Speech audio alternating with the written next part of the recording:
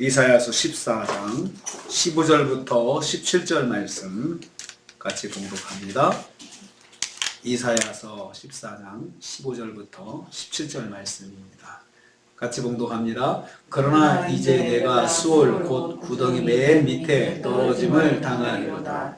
너를 보는 이가 주목하여 너를 자세히 살펴보며 말하기를 이 사람이 땅을 진동시키며 열국을 놀라게 하며 세계를 황무하게 하며 성읍을 파괴하며 그에게 사로잡힌 자들을 집으로 놓아 보내지 아니하던 자가 아니냐 하리로다. 아멘. 아멘.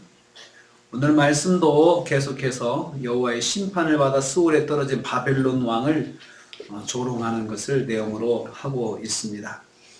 이 말씀이 계속해서 반복적으로 진행되는 것을 보면서 참 하나님께서 이 죄인을 심판하실 때 이 죄에 대해서 얼마나 그 본인에게 자꾸 리마인드 시켜주고 자꾸 되새겨주고 자기 죄가 어떤 죄인가를 자꾸 알려주는 것도 하나의 심판이라는 것을 여기서 볼 수가 있습니다. 아주 집요하게 내 죄는 뭐다, 나의 죄는 뭐다, 이것을 지옥에서 계속해서 깨닫고 지내게끔, 그리고 그러면서 심판을 받게끔 한다는 것입니다.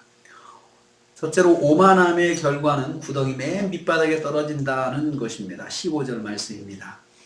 자신을 하나님보다 높이려고 하나님 자리에 올랐던 바벨론 왕의 심판이 계속되고 있는데요. 그는 이제 수올 밑바닥까지 떨어짐을 당할 것이라고 하였습니다. 이 수올은 지옥을 의미합니다. 지옥을 구덩이라고도 표현하고 있죠. 수올 곧 구덩이 맨 밑에, 구덩이라고 하는 것은 빠져나올 수 없는 곳을 말합니다. 구덩이, 깊은 바닥으로 떨어졌다는 것은 거기서 나오지 못하고 거기에서 계속 고통을 당하는 것이죠. 그는 지옥에서도 가장 밑바닥에 떨어짐을 당한다 했습니다. 자기 스스로 하나님보다 높아지려 했지만 정반대로 가장 낮은 곳으로 떨어지는 형벌을 받게 된 것입니다. 교만한 자는 결국 가장 비천하고 초라하게 조롱당하게 될 것을 강조하고 있습니다. 스스로 높이는 자는 높이는 만큼의 반대로 낮아짐을 당하게 된다는 것을 우리는 여기서 깨닫게 됩니다. 두 번째로 바벨론 왕을 보는 자들이 그를 뚫어지게 바라볼 것을 말씀하고 있는 16절 말씀입니다. 너를 보는 이가 주목하여 너를 자세히 살펴보며, 이렇게 말씀하고 있습니다. 그러니까 바벨론 왕을 뚫어지게 쳐다보는 사람들이, 지옥에 있는 사람들이 자기들도 죄인 주제에 바벨론 왕의 죄가 너무나도 더 크다 이거죠. 그러니까 자기들의 죄는 아무것도 아니다 이거예요. 그러니까 그 사람을 계속 뚫어지게 쳐다본다. 너를 보는 이가 주목한다고 했습니다. 처참하게 떨어진 바벨론 왕을 알아보는 자들이 다 놀라게 될 것입니다. 놀란 사람들은 자신들처럼 지옥에 떨어진 바벨론 왕을 입을 다물지 못한 채 뚫어지게 바라보면서, 그를 쉬지 않고 바라보면서 이게 누구야 하고 이렇게 조롱하는 것입니다. 수치와 모욕입니다. 전에 자기 앞에서 무릎 꿇고 경배하던 사람들이 불쌍한 눈으로 바벨론 왕을 바라볼 것입니다. 같은 죄인이지만 바벨론 왕은 죄인들에게서조차 모욕감을 느끼게 될 것입니다. 최고의 악인으로 취급받아서 멸시를 당하게 된다는 것입니다. 그만큼 바벨론 왕의 심판이 크다는 거죠. 그가 세계사에서 최고로 교만하게 하나님보다 높아지려고 했던 그런 죄를 범한 사람이기 때문입니다. 바벨론 왕은 같은 죄인들에게도 조롱과 멸시를 받아 수치심을 느끼게 될 것입니다. 죽으면 끝이 아니고 지옥에 가서 심판을 받으면서도 끝없는 수치심을 당하게끔 하나님께서 죄인을 그렇게 심판하신다는 것입니다. 그냥 죽으면 끝이 아니라는 거죠. 지옥에서도 그냥 고통만 받으면 끝이 아니고 그 육체적 고통과 그거에 더해서 그 수치심과 모멸감, 그리고 자기 죄를 계속해서 사람들이 알려주고 또 와서 아는 사람들이 와서 쳐다보면서 뚫어지게 쳐다보면서 이게 누구야 하고 모욕을 당한다는 것입니다.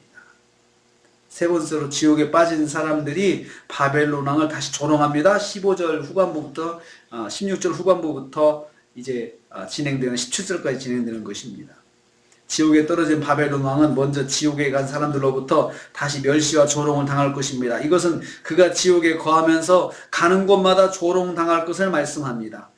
그가 형벌을 받기 위해서 이곳저곳 다닐 때마다 사람들이 다 알아보고, 그곳에 있는 심판받는 사람들이 다 알아보고 그를 조롱한다는 것입니다. 바벨론 왕을 모르는 사람이 없기 때문입니다. 이 사람이 땅을 진동시키며 열국을 놀라게 하며 세계를 황무케 한 자가 아니냐 하고 그의 악행을 고발하는 것이죠. 다시 자꾸 떠올려서 말하는 거, 너 이런 죄 진 거 아니냐, 너는 이 사람이 이런 죄 진 사람 아니야 하면서 그렇게 자꾸 기억나게끔 고발을 한다는 것입니다. 그곳에 있는 영혼들이 바벨론 왕의 죄악들을 일일이 나열하며 그를 조롱하는 것입니다. 사실 자기들도 죄가 있어 지옥에 왔습니다. 하지만 바벨론 왕의 죄악이 자기들보다 더 크고 악하기 때문에 그 죄를 본인이 듣고 고통받으라고 계속해서 말하고 있는 것입니다. 하나님의 징계 중에 쉬지 않고 자신이 범한 죄를 듣게 하는 것이 있습니다. 그래서 자기 죄를 계속해서 듣게 하고, 여기서도 듣고 저기서도 듣고, 그리고 자꾸 생각나게 하고, 그 죄를 회개하기 전까지는, 그 죄값을 치르기 전까지는 그렇게 하나님께서 심판하실 때가 있습니다. 우리는 이 말씀을 통해서 죄에 대해서는 하나님은 철저하시다는 거, 아주 집요하게 철저하시죠. 우리가 살면서 내 죄는 기억하지 못하고 우리가 잊고 살지만 지옥에 가면, 심판을 받게 되면 그 죄에 대해서 다 하나도 잊어버리지 못하게 하나님께서 만드신다는 거죠. 그게 심판입니다. 심판입니다. 우리가 죄인들이 이 땅을 살면서 죄를 기억하지 못하고 수없이 죄 가운데 거하는 것들을 지옥에서 심판받을 때는 그것을 하나도 잊지 못하게 하나님께서 만드신다는 거죠. 하나도 잊지 못하게. 그러므로 우리도 죄를 범하는 죄인입니다. 그렇지만 우리에게는 십자가의 보혈로 죄를 정케 하신 은혜가 있잖아요. 죄를 씻어주시고 그 죄를 정케 하시고 우리를 용서해 주시잖아요. 그것은 다시는 기억하지 아니하신다 말씀하셨습니다. 그런데 죄인이 죄를 짓고 자기 죄를 생각하지도 못하고 계속 죄 가운데 거하고 살다가 심판을 받으면 그 죄를 본인이 끝까지 기억하게 만드시는, 끝까지 기억하게. 그렇게 함으로 해서 한 사람도, 지옥에 간 사람들이 나는 억울하다 하지 못하게 나는 이런 죄를 지었다라는 것을 자기가 스스로 인정하고 심판을 받게 만드신다는 거죠. 죄는 하나님께서 절대로 하나님 믿는 사람과 성도가 공존할 수 없는 것이 죄입니다. 그래서 우리는 십자가의 보혈을 의지하고 십자가 앞에 나가서 십자가를 붙잡고 용서를 구하고 또 정케하고 은혜를 입고, 그래서 그렇게 살 때 우리에게 진정한 평안이 있는 것입니다. 오늘 말씀에서 사람들이 나를 뚫어지게 치다오면서 내 죄를 생각나게 한다. 이 말씀이 참 재밌는 표현이면서도 참 너무나도 고통스러운 모습일 것 같습니다. 우리는 오늘 또 한 주간을 또 시작합니다. 우리가 살면서 넘어질 수 있지만 빨리 십자가를 붙잡아야 됩니다. 십자가의 은혜 가운데 거하면서 한 주간도 주님과 동행하시고 승리하시기를 주님의 이름으로 축복합니다. 주님 감사합니다.